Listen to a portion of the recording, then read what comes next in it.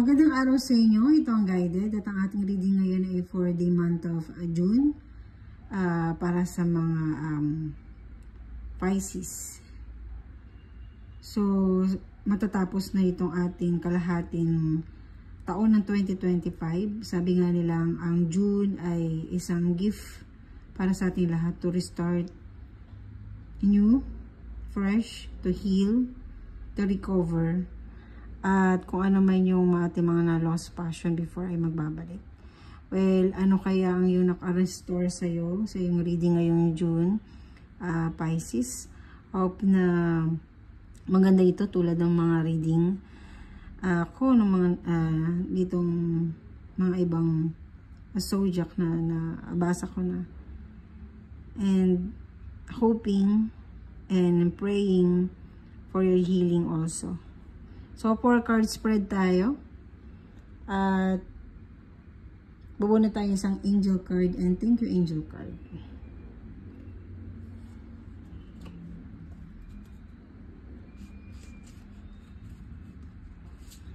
Ang reading natin ay isang general reading. So, kung ano yung magre-resonate sa'yo, keep it. At hindi naman, it's okay lang. But, lagi ko nga din sinasabi na nakita mo itong video nito dahil may mensaheng pinapaabot sa iyo ng mga anghel na binigay ng Panginoon sa kanila. Mensahe na kailangan mong malaman sa buwan na ito. So, Pisces, ano ang nakapaloob sa iyo ngayon?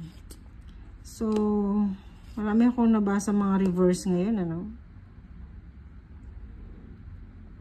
Magkakasunod na nabasaan kayo, lahat sila is reverse. Which is, siyempre, meron nakapaloob lahat yan na meaning. Para sa iyo, para sa ating lahat. So, ang yung, general, ang yung environment for the whole month of June, Pisces, it's 4 of Cups. Kung saan ang yung ang yung buong June ay masasabi nating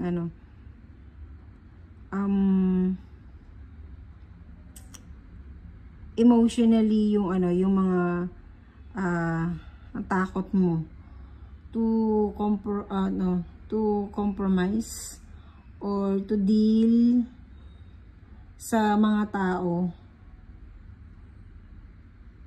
is ngayong June, sasabihin natin na hindi na ikaw ganun. So, kung more on dealing ka, sabihin natin yung self-esteem mo ngayong June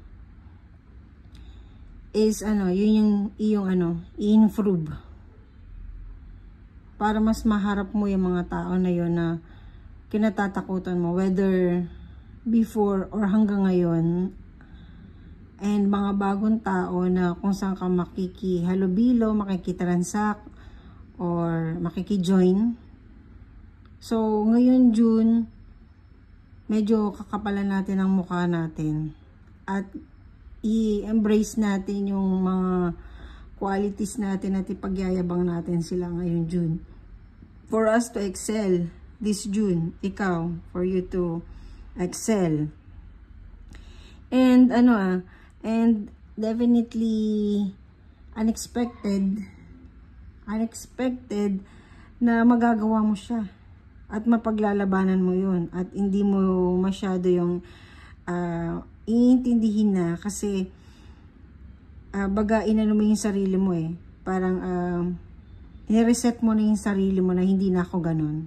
And then unexpected, sumunod ang katawan mo, ang isip mo at yung opportunity sa'yo, sumunod siya.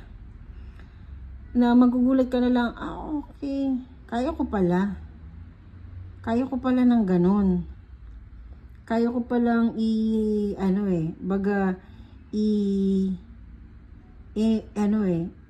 maging matapang. So, siguro naging weak ka for the past few months, lalo na by communication, medyo naging weak ka. But ngayong June, nakikita ko na yun yung ini-enhance mo ngayong June. at gusto mo mas ma-improve yung inyong communication. And basta sabi natin na ano, na yung 5 of Swords in reverse, yung sabihin natin nagpapahirap sa'yo for the past few months ng mga tao din mga certain people o siguro mga katrabaho mo before, and then ikaw na lang ngayon yung feeling mo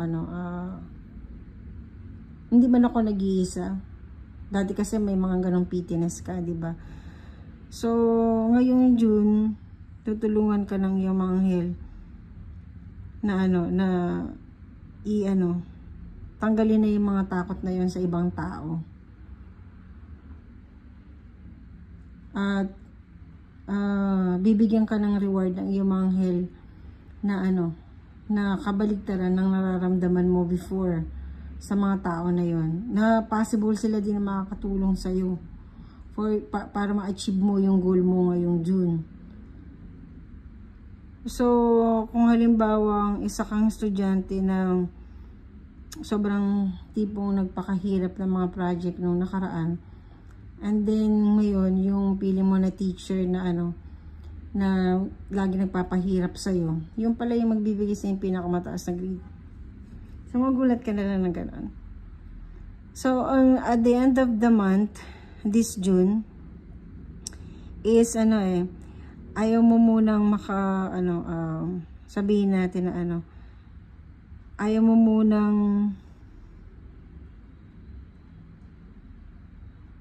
may nakita akong isang deal, but ayaw mo muna ikunin or i-grab ngayong June na to. May ibang plano kang gustong gawin. So to clarify lang gusto ko lang i-clarify yan, medyo lang siya. Hindi ko siya nakakatch sa iyo Pinipilit kong abutin yung aura mo. Baka medyo yung isip mo ngayon, magulo. So ano kaya yun? Be ready for opportunity you work for. So yung binabanggit ko at the end of the month is isang klase siya ng opportunity for you to wait. So hindi mo muna igagrab yung isang alok sa'yo dahil naantay may isang mas malaking deal or isang opportunity na mas malaki.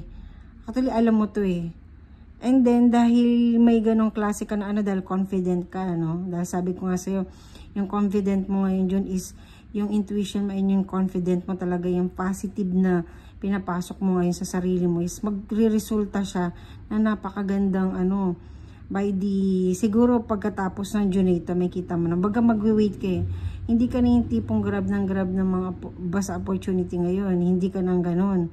So ang mangyayari, antay mo mas pinakamalaking deal or pinakamalaking inaantay-antay mo at makukuha mo siya pagkatapos ng buwan ito.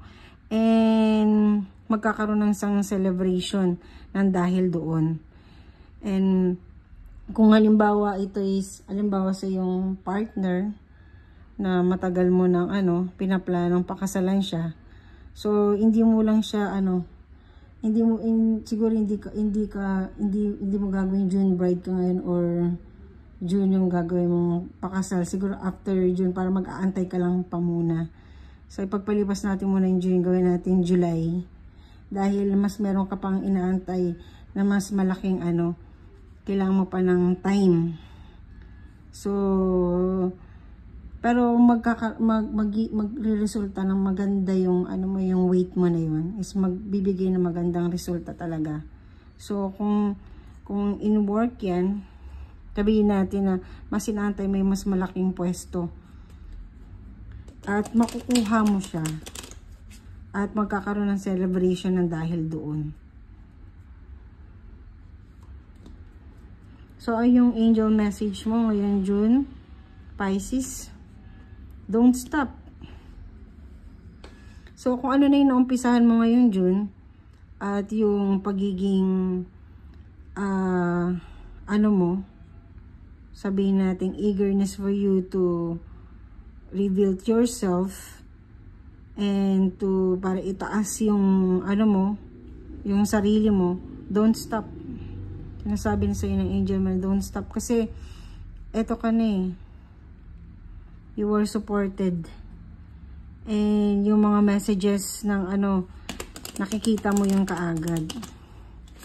At kung makikita mo dito yung dalawang ibon na yan dyan, you are fully supported by your spiritual guide.